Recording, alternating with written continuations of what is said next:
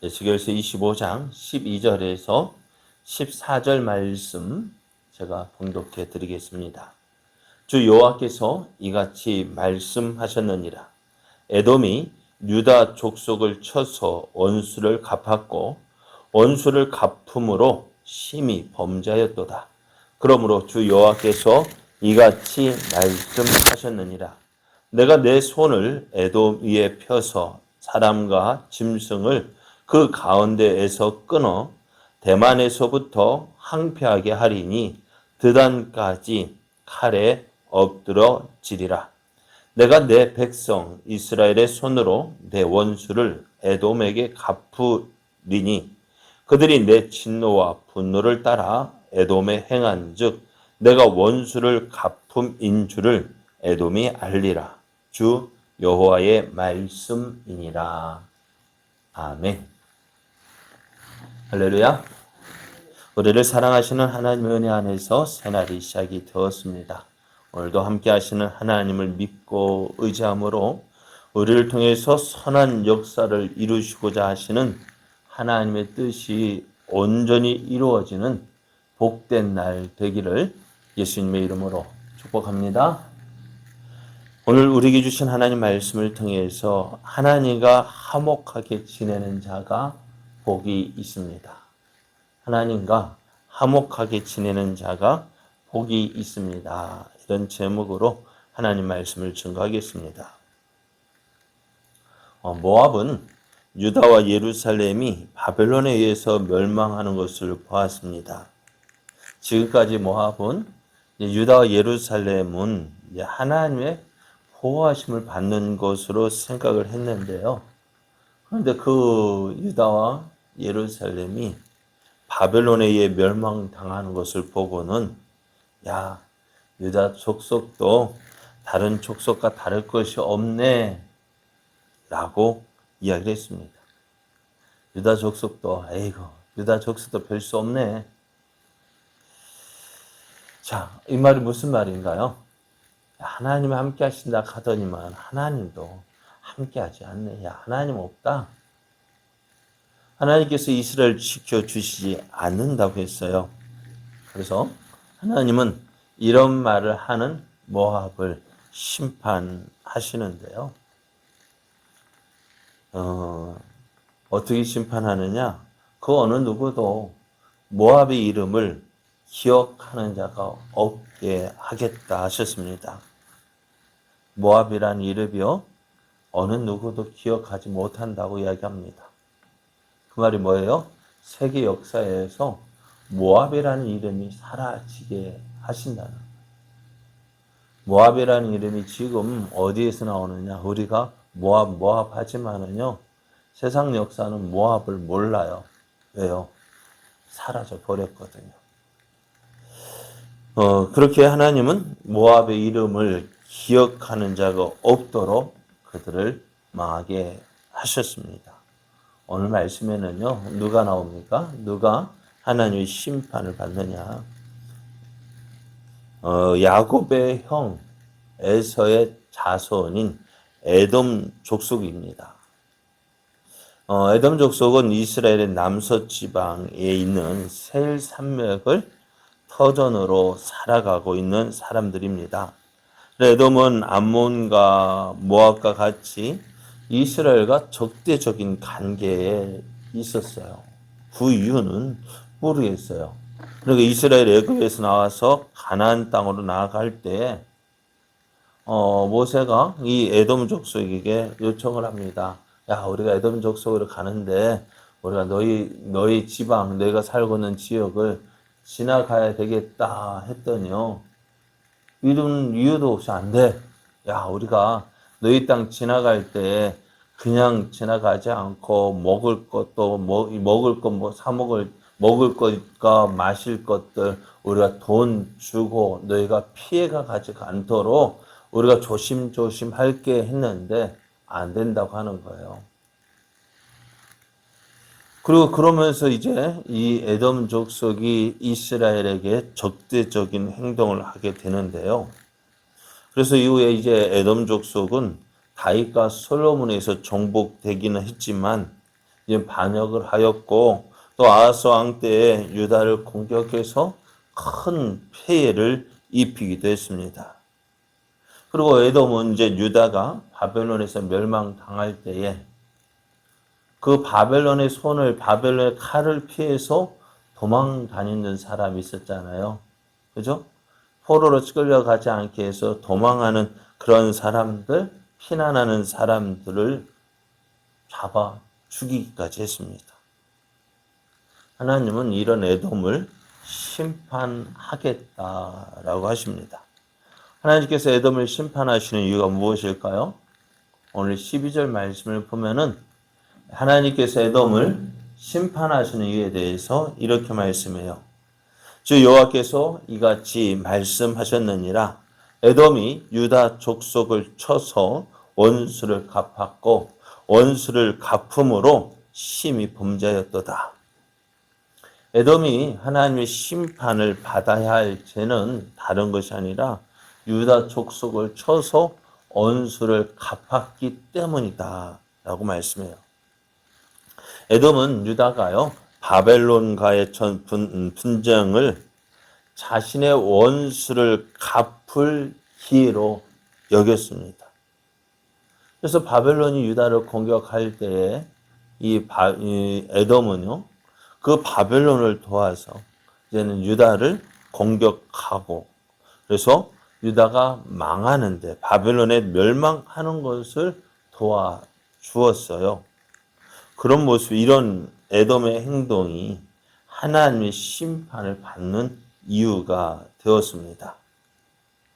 자, 에돔은 이스라엘을 자기의 원수로 생각을 합니다. 왜 그럴까?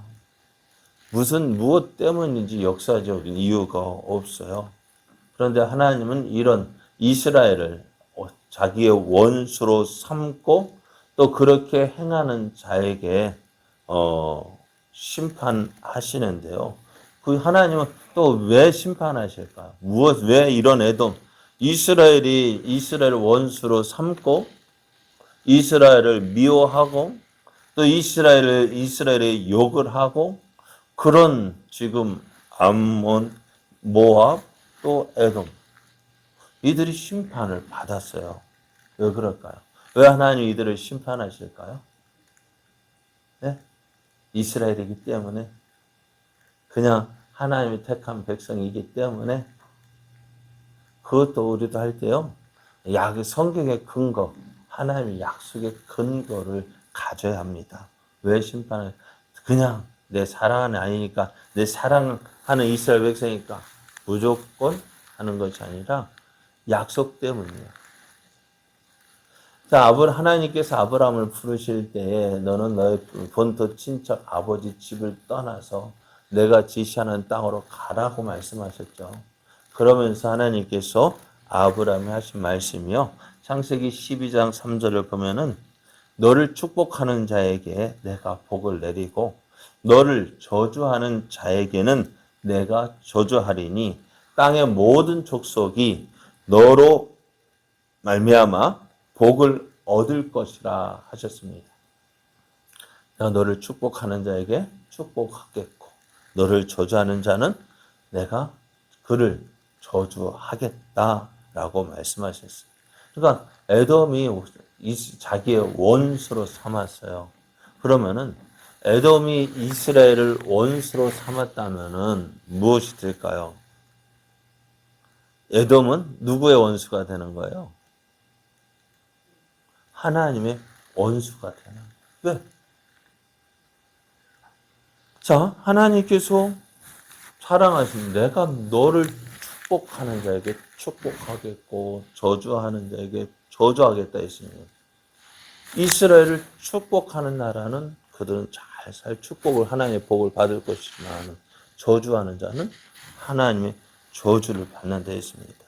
그래서 하나님은 이스라엘을 원수로 삼고 이스라엘을 저주하고 또 이스라엘을 향하여 칼을 들었던 그 모든 나라에 대해서 심판하시는데 오늘 에돔 족속도 그런 거예요. 에돔 족속이 이스라엘을 저주하고 이스라엘을 원수로 삼았기에 하나님께서 그 이스라엘을 자신의 원수로 삼은 에돔을 하나님께 심판하시는 거예요. 그래서 25장 13절을 보면은 이렇게 심판하신다 했습니다. 그러므로 주 여호와께서 이같이 말씀하셨느니라. 내가 내 손을 에돔 위에 펴서 사람과 짐승을 그 가운데에서 끊어 대만에서부터 황폐하게 하리니 드단까지 칼에 엎드러지리라 했습니다. 대만은 에돔의 북부 지역의 대표적인 성읍입니다. 또 드단은 에돔 남부의 대표적인 성읍이에요. 그러니까 어디서 대만에서 드단까지라고 할 때에 그 성은요, 대만에서 드단까지는 이스라엘에서는 어떻게 해요? 단에서부터 브엘세바까지. 우리나라는 서울에서 부산까지? 아니요. 한라에서 백두까지. 어디예요? 땅 전체. 그러니까 단에서부터 브엘세바까지는 이스라엘 전체를 말하는 것이고 한라에서 백두까지는 우리나라 전체를 말하는 것처럼 오늘 말씀에 있는 대만에서 드단까지라는 말은요. 에돔 전체, 에돔의 전부를 심판하시겠다는 거예요. 그럼 에돔 전체가 사람과 짐승이 끊겨 황폐하게 될 것이다. 그리고 에돔이 이스라엘을 원수로 삼았는데요. 이제 하나님께서 이제 이스라엘을 원수로 삼은 그 에돔을 누구의 손으로? 자기 원수로 삼았던 이스라엘의 손으로 저들을 어떻게 해요? 저들의 원수를 갚으시겠다. 이스라엘이 에돔에게 원수를 갚게 하시겠다 하셨어요. 이 말씀은요, 우리가 성경에 나와 있지 않는 신약과 구약의 중간 시대가 있어요. 말라기 선지자 이후 세례 요한이 광야에서 애칠 때까지, 예수님 오실 때까지를 중간사라고 이야기합니다. 그것은 성경에 기록되어 있지 않은데요. 이때를 이제 마카비 시대라고 이야기를 합니다. 그래서 마카비 시대의 대제사장인 히르카누스에 의해서 이 에돔 족속이요 할례를 받고 유대인으로 개종이 됩니다. 그래서 하나님께서 그 이스라엘의 손에 의해서 에돔 족속의 원수를 갚으신다는 그 말씀이요 이렇게 이루어졌습니다. 저들의 이름이 이제 사라지게 되어집니다. 그래서 하나님께서 에돔 족속을 심판하시는 목적은 뭐냐? 하나님의 백성을 원수로 삼은 결과가 이렇다는 거예요. 에돔이 하나님의 백성 이스라엘을 원수로 삼았기 때문에 저들이 하나님의 심판을 받는다는 거예요. 한번 내가 사랑한 내 자녀를 누가 미워하고 싫어해요. 그럼 어떡할까? 나도 내 자녀를 미워하는 그를 좋아할까요? 싫어할까요? 싫어하게 되어지는 것처럼 하나님께서도 어떻게 해요? 하나님께서 사랑하시는 이스라엘을 싫어하는 사람, 그를 어떻게 원수로 삼으신다는 거예요. 그래서 오늘 믿는 우리도 이 모습을 보면서 어떻게 될까요? 참 우리도 교회 안에서 왠지 싫은 사람, 미운 사람 있죠. 까닭없이 크고. 그런데 한번 생각해 보세요. 그 사람이 하나님에서 어떤 사람일까요? 하나님이 사랑하는 사람은 얼마나 사랑할까요? 그래 예수님을 주시면서까지 예수님이 생명 주시고 산 사람이 그 사람이잖아요. 그러면 그 사람을 어떻게 해요? 하나님이 그렇게 사랑하는데 난 싫어요. 난 미워요. 안 되겠어요. 하면 어떻게 될까요? 우리가 그런 것 같아요. 저도 결혼하면서 내가 좋아하는 것만 강요 좋아하는 것이 아니라 내 아내가 좋아하는 것도 같이 좋아하게 되어져. 왜요? 사랑하기 때문에 닮아가는 거예요. 하나님께서 사랑하시기 때문에 나도 어때요? 닮아가는 거예요. 하나님이 좋아하시는 거 나도 좋아하게 되고 하나님이 싫어하시는 거 나도 싫어하게 되어지고 하나님 미워하시는 거 나도 미워하고 그래서 우리가 하나님을 사랑하니까 어떻게 해요? 하나님 말씀에 순종하고 싶어지는 거예요. 어렸을 때는 하나님 무조건 내 말만 들었으면 좋겠죠. 그런데 믿음이 성장하고 보니까 어떻게 해요? 우리도 어렸을 때는 엄마한테 내 좋은 건 내가 원하는 대로 해줘 했지만은 잘한다는 의미가 뭐예요? 철들었다는 의미가 뭐예요? 나만 생각하는 것이 아니라 다른 사람 생각해 주는 것이 철이 드는 거예요. 신앙의 성장이 뭘까요? 바로 그거예요. 하나님의 뜻을 이루는 거예요. 내 뜻을 이루기보다는 하나님의 뜻을 이루는 것이 신앙의 성장입니다. 자, 오늘 에돔 족속이 멸망한 이유가 뭐라고요? 하나님이 사랑하는 이스라엘 백성을 미워했고 원수로 삼았기 때문이에요. 그럼 오늘 우리도 어떨까요? 이 말씀 받으면, 이 말씀 받는 우리는 어떨까요?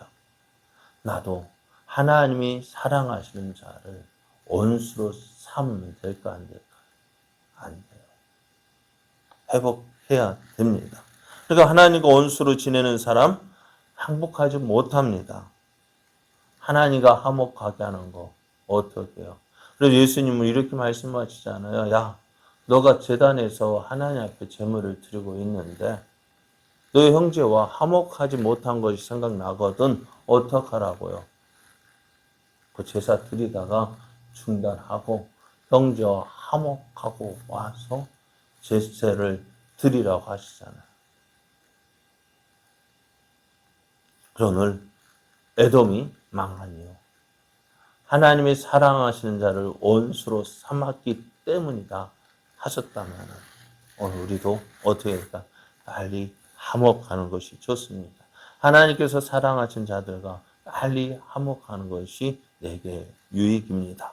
그래서 어떻게 해요? 이것을 위해서 예수님을 보내주셨잖아요. 내가 너를 사랑하게 내가 너를 위해서 죽어준다. 화목하기 위해서 예수님이 십자가에 죽기까지 하셨는데 화목 난 싫어하면 예수님이 십자가에 죽으면 어떻게 해요? 아무런 의미가 없는 거예요. 그죠? 그래서 우리가 예수님의 십자가의 의미 나뉘어졌던 둘을 하나로 뭉치기 위해서 회복시켜 주시기 위해서 죽으셨는데 그 십자 회복하지 않고 여전히 둘로 나뉘어져 있다면은 그 예수님의 십자가의 죽으심은 나에게는 아무런 의미가 없는 거예요. 아무런 의미가 없다는 것이 뭘까요? 십자가 나와 상관이 없다면 나는 어떤 사람입니까? 어떤 사람일까요? 여전히 하나님과 원수가 되어지는 것입니다. 그러면 오늘 우리도 빨리 회복해야 돼요. 빨리 회복하는 것이 우리가 그게 유익이고 하나님의 은혜를 누리는 길입니다. 이렇게 살아감으로 하나님의 크신 사랑과 은혜를 누리며 하나님의 영광 또 하나님의 뜻을 이루어가는 저와 여러분 되어지기를 예수님의 이름으로 축복합니다.